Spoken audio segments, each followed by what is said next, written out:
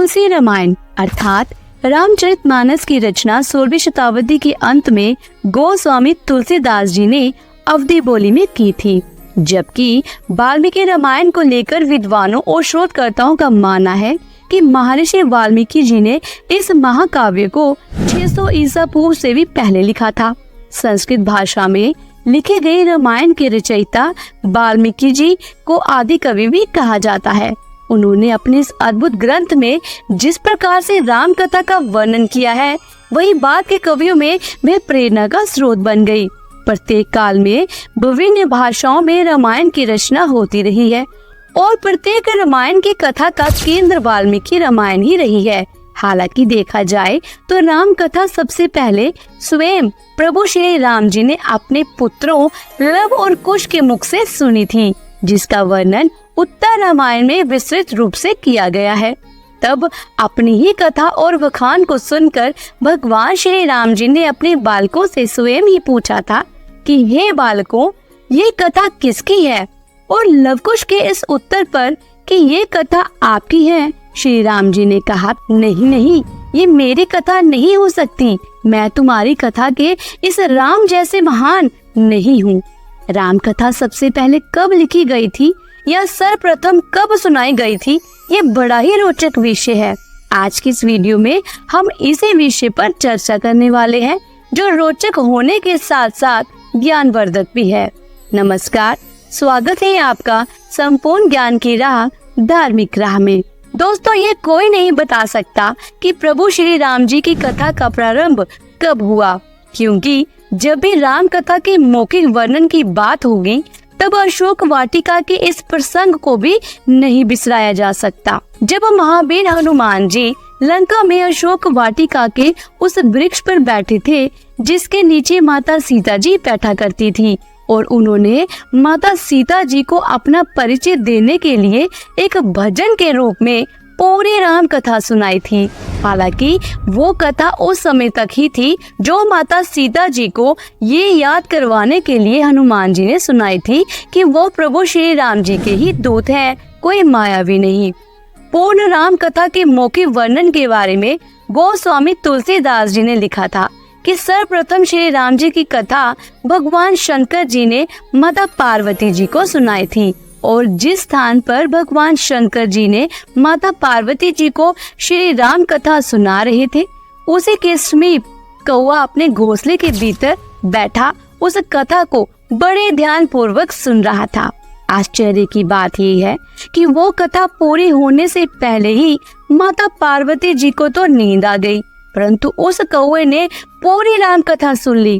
कालांतर में उस पक्षी का पुनर्जन्म भुशुंडी के रूप में हुआ था, और उन्होंने अपने पूर्व जन्म में सुनी प्रभु श्री राम जी की कथा गरुड़ जी को सुनाई थी।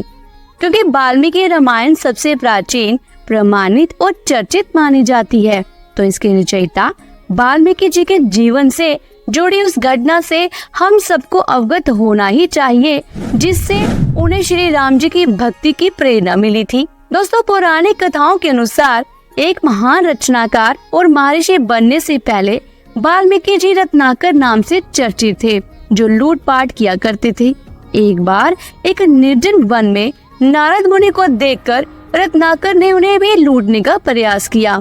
जब नारद जी ने रत्नाकर यानी वाल्मीकि जी से पूछा कि ऐसे निम्न स्तर का कार्य तुम क्यों किया करते हो, इस पर रत्नाकर ने उत्तर दिया कि वो अपने परिजनों के पालन पोषण के लिए ऐसा करते हैं।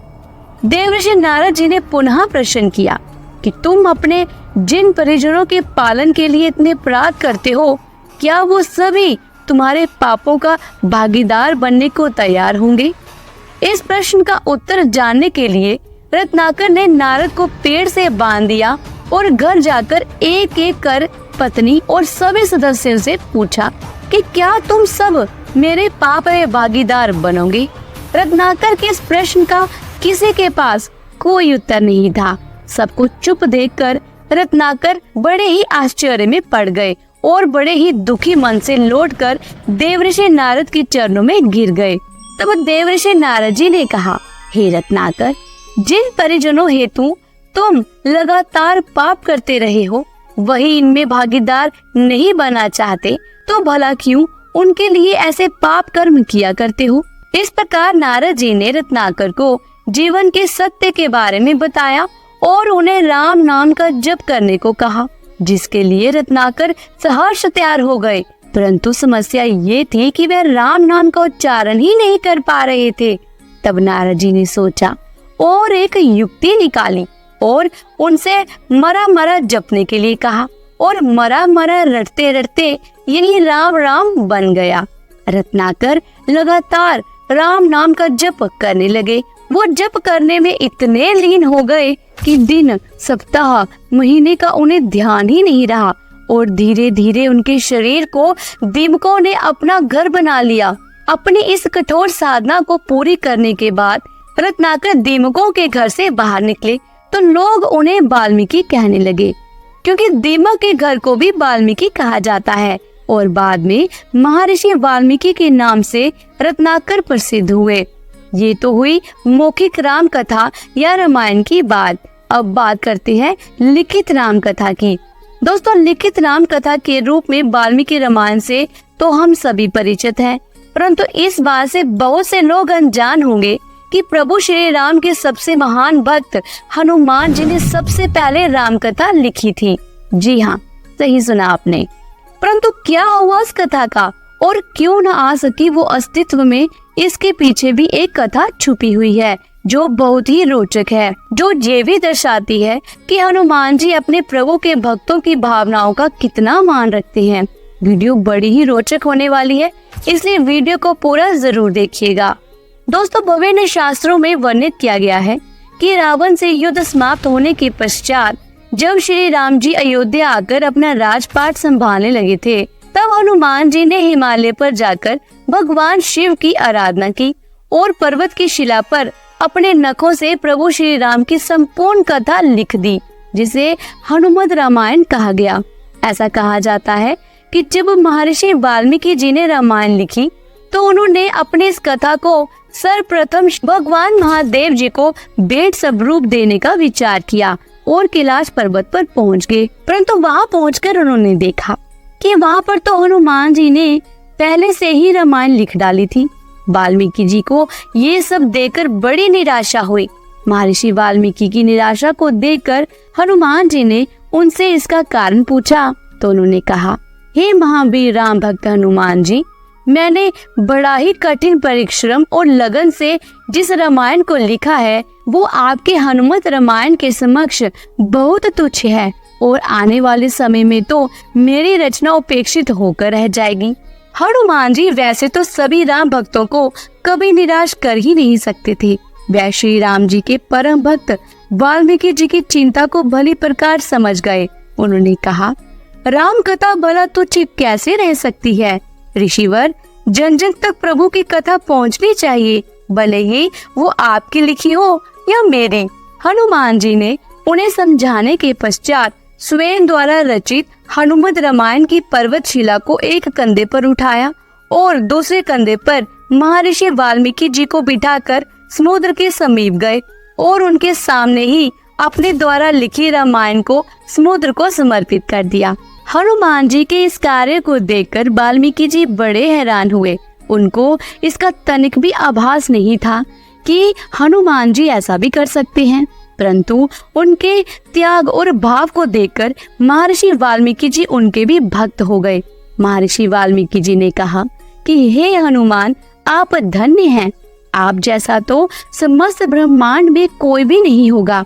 आपकी महिमा के गुणगान के लिए मुझे एक और जन्म लेना होगा। मैं वचन देता हूँ कि कलयुग में मैं एक और रामायण लिखने के लिए जन्म लूंगा। ऐसी मान्यता है कि कलयुग में रामचरितमानस लिखने वाले गोस्वामी तुलसीदास जी महर्षि वाल्मीकि जी का ही दूसरा जन्म थे। इसलिए उन्होंने रामचरितमानस लिखने से पहले हनुमान चालीसा लिखी। फिर हनुमान जी का गुणगान करते हुए उनकी प्रेरणा से अपने रामचरितमानस को पूर्ण किया। मान्यता ये भी है कि महाकवि कालिदास जी के काल में समुद्र के तट पर एक पट्टालिका मिली थी, जिसे उन्होंने किसी सार्वजनिक स्थान पर रख दिया था ताकि विद्यार्थी उसकी लिपि को समझ सके।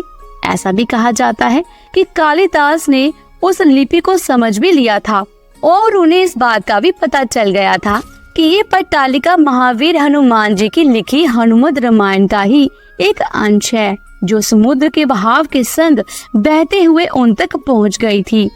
दोस्तों, आपको हनुमान जी से जुड़ी इस घटना के बारे में क्या कहना है, हमें कमेंट्स के माध्यम से जरूर बताएं।